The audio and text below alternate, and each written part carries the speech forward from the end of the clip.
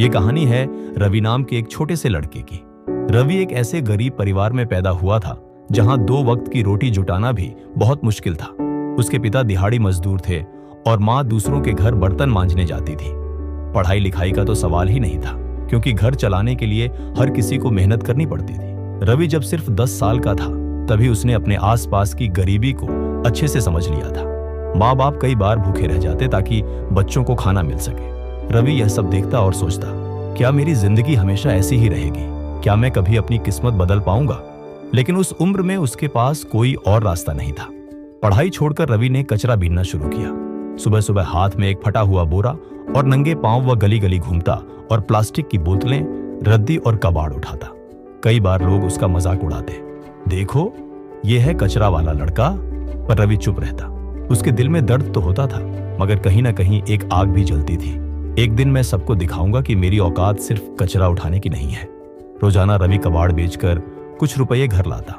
घर का चूल्हा जल जाता, लेकिन सपनों की भूख शांत नहीं होती। वह अक्सर कबाड़ी की दुकान पर देखता कि कैसे लोग टनों का कबाड़ बेचकर हजारों रुपये कमा रहे हैं। यहीं से उसके दिमाग में पहली बार एक विचार आया, अगर मैं सिर्फ कचरा बीनकर इतना कमा सकता हूं तो क्यों ना मैं खुद का कबाड़ खरीदने का काम शुरू करूं? क्यों ना मैं दूसरों से कचरा खरीदकर आगे बेचूं? लेकिन सवाल था, पैसा कहां से आएगा? घर की हालत ऐसी थी कि रोज का खर्च निकालना ही मुश्किल था।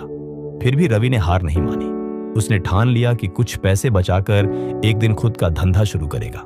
अगले 3 सालों तक वह सुबह कचरा बीनता और रात को छोटे मोटे काम करता, जैसे होटल में बर्तन धोना या किसी दुकान पर सामान पहुंचाना।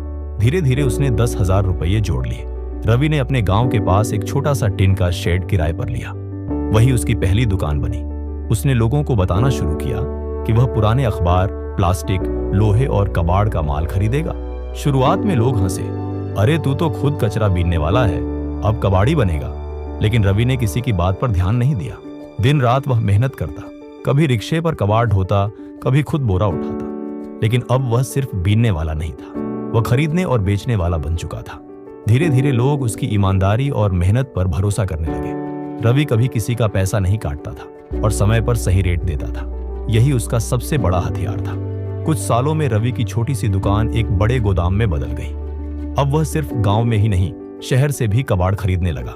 उसने कुछ लोगों को काम पर रखा जो उसके लिए माल इकट्ठा करते। रवि का बिजनेस बढ़ने लगा। अब वह सिर्फ कबाड़ बेचता नहीं था, बल्कि रिसाइकलिंग कंपनियों से सीधे कॉन्ट्रैक्ट करने लगा। उसे समझ आया कि कचरे में भी सोना छिपा है, बस नजर चाहिए। जहां लोग गंदगी देखते थे, वहां रवि पैसा देखता था। प्लास्टिक की बोतलें, पुराने टायर, इलेक्ट्रॉनिक वेस्ट, सबका अलग अलग खरीदार होता है।